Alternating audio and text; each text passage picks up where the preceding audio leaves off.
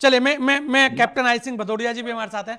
Captain साहब, क्या लगता है आपको कि मामला क्या है? नेता टीएमसी कह रहे हैं कि आप यहां पर डाटा चोरी और हमारे डॉक्यूमेंट्स चोरी और इस तरीके के आरोप आप पर लग रहे हैं। यहां तक भी कहा जा रहा है कि पहले वोट चोरी की बात थी, अब तो डाटा चोरी शुरू कर दिया है। इस तरीके की बातें लगातार चल रही हैं और आप देखें बड़ा मार्च हो रहा है, दिल्ली में भी मार्च, दिल्ली में भी पूरा विरोध, और बंगाल के अंदर भी सड़कों पर खुद मुख्यमंत्री सड़कों पर।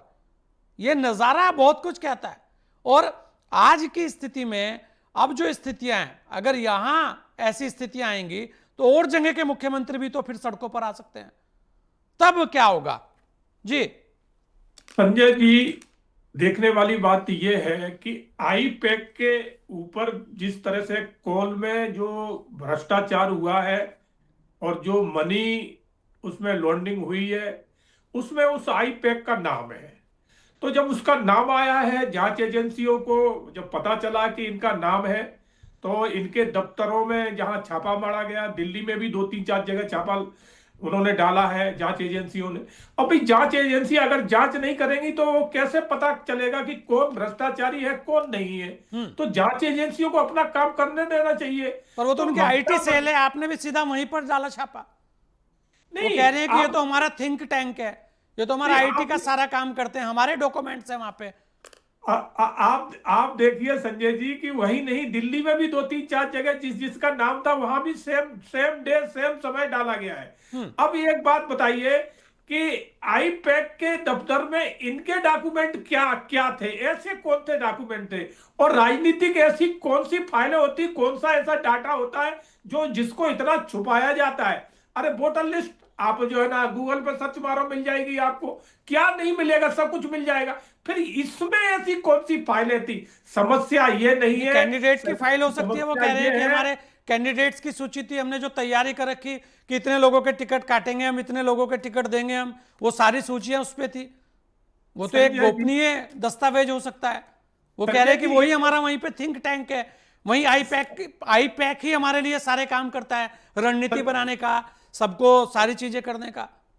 संजय जी, बात वो नहीं है। इतनी जो गाड़ी भर के फाइलें ले गई हैं, वो कैंडिडेट की फाइलें नहीं है, ये भ्रष्टाचार की फाइलें थी। पूरा भ्रष्टाचार जो प्रतीक जैन है, जो आई पैक बने बैठे हैं, उनके माध्यम ममता बनर्जी का पूरा मनी लॉन्ड्रिंग का खेल हो रहा था। फाइलें उसकी थी।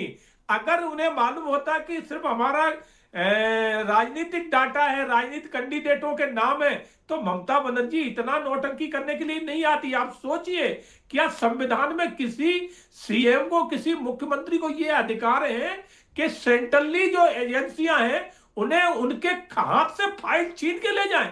ये तो मैं ये अपनी राजनीतिक भविष्य में और अपनी पूरी उम्र में बता रहा हूं कि मैंने पहला खेल ऐसा देखा है। ममता बनर्जी जो कर रही है कि इन्हें संविधान, ना तो संविधान का ये कोई ध्यान रख रही है, ना ये मुख्यमंत्री के पद का ध्यान रख रही है। ये तो सिर्फ तानाशाही कर रही है, जैसे सीरिया अमन में जो होता है वो वाला है।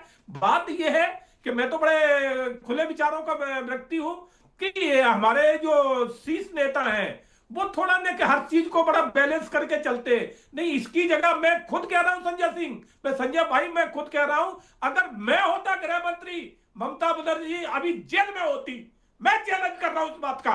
ममता बनर्जी की तानाशाही मैं 2 मिनट में निकाल देता। करके दिखाओ, अधिकार नहीं है अमित इसको। करके दिखाओ। ईट की अरे बजाय इनकी फाड़ के औकात फेंक नहीं देंगे। है, ये ममता बंगाल की है, औकात खुद ही नहीं है। आपस में बनना हमारे बताते हैं। नेताओं की हिम्मत तो कमजोरी है, करके दिखाओ। हमारे तुम्हारे नेताओं की जैसे को ना कमजोरी है। उखाड़ फेंकेंगे। हमारी ये औकात भारत नहीं है बंगाल है, जांच खुद ही आपस एजेंसियों से लाखों इस को तरह का मिलकर फाइल छीन सको। बलिदान दे अधिकार नहीं देंगे, है तुम्हें। फांसी पर चल जाएंगे, ये लेकिन तुम्हें कौन साथ अधिकार देंगे। तुम्हें ये देता है कि बंगाल तुम है। जांच एजेंसियों बंगाल से में ये फाइल खेल छीन नहीं सको? चलेगा अमित शाह जी। तुम्हारी औकात अमित नहीं शाह जी, है, अब तुम्हारी ममता भाजपा की वालों का औकात नहीं जो है। हेरू ये दृष्टि से हमारे बंगाल को नेताओं की देखते हैं, वो फाड़ कमजोरी है, फेंकेंगे। वो ये खुद उनके ही ऊपर रामदास की एक्शन नहीं भूमि ले है, रहे हैं। जहां हमारे नौजवान नेताओं फांसी की पर कमजोरी चढ़ते है। हैं। देश की आजादी के लिए फांसी पर चढ़े थे। आप ये देश की बंगाल आजादी तस्वीर नहीं के है, लिए दोबारा ये फांसी पर चढ़ेंगे। भ्रष्टाचार है, चोरी करी है, भ्रष्टाचार में डूबी है।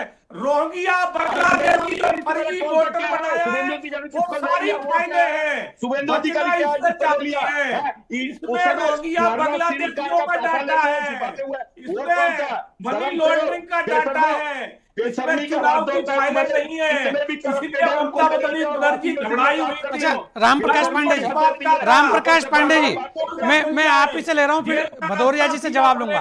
रामप्रकाश पांडे जी, क्या आपको लगता है कि इतनी सारी फाइलें वहां पर जो थी, जो लेके गई ममता दीदी, या जो दिखा रहे हैं कि बहुत सारी फाइलें उन्होंने ईडी से ली, वो जो सारी चीजें हैं, आखिर फाइलों को, अगर कुछ ऐसी फाइलें हैं उन्हें लेने की क्या आवश्यकता पड़ गई, ईडी को धमकाने की क्या आवश्यकता पड़ गई? रामप्रकाश पांडे जी, कहीं यह भी तो हो सकता था कि भाई इसमें यह भी कहा जा सकता था कि ठीक है, अगर प्रतीक जैन जी के ऊपर कोई आरोप है तो पहले उन आरोपों को आप बताइए कि किस तरीके के आरोप हैं। ये भी तो बहुत सारी चीज थी, लेकिन एकदम से किसी का भी, क्या ये मैसेज सही गया आपकी नजर में?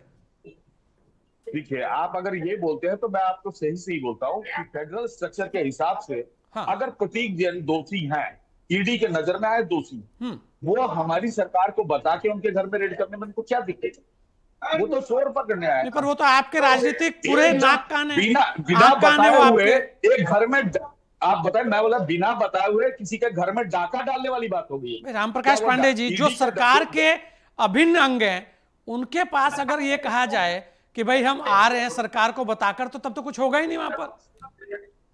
मैंने सरकार, मैंने इसका मतलब आप लोग सरासरी अगर बंगाल को बोलेंगे कि घटोलों के लिए हम ही खड़े हैं, तो मैं बड़े दुर्भाग्य के साथ आज कहता हूं कि इतनी गलत दृष्टिकोण बंगाल के लिए मत रखिए कि बंगाल में हम भी रहते हैं। बंगाल ने भारत को बहुत अवदान दिया है। अगर ये तो बंगाल के योगदान पर किसने प्रशंसित किया है? रामप्रकाश पांडे जी दिया है, ममता बनर्जी का कोई योगदान नहीं है। बंगाल को बर्बाद करने का योगदान जरूर है ममता बनर्जी का। रोहिंग्या बांग्लादेश की जितना ममता बनर्जी ने बताया है, ममता बनर्जी ने बंगाल को आज के तारीख में बर्बाद करके रख दिया है, जातिवाद फैला दिया है, हिंदुओं के सरेआम वहां कत्लेआम हो रहे हैं, हिंदू बहन बेटियों के बलात्कार हो रहे हैं। ये सब एक मुख्यमंत्री करवा रही है। शर्म नहीं आती महिला होने के बाद एक महिला मुख्यमंत्री करे, आप वहां महिलाओं का बलात्कार करवा रही है। जवाब दे देना क्या वो डॉक्टर लड़की को भूल गए जिसका हॉस्पिटल में बलात्कार हुआ, क्या सोच के बोला था राजा राममोहन का उसका जवाब दे दो, उसका जवाब दे दो। बेशर्मी जी, बेशर्मी चाहिए तो माताजी हजरा को कैसे मुसलमान बोल दिया था? बताओ ना, माताजी को कैसे मुसलमान बोल दिया था? राजा राममोहन को कैसे बोल दिया था अंग्रेजों के द्वारा? जवाब दो। तुम्हारे मुख्य, अरे ममता बनर्जी टोटल देशद्रोही है, देशद्रोही है ममता बनर्जी। अंग्रेजों के दबाव से इतना बड़ा कृत्य किया है उसने बंगाल में आने की सोच मत रखो। हमारी बंगाल की जात दृष्टि में देख रहे हो। चलिए, मुझे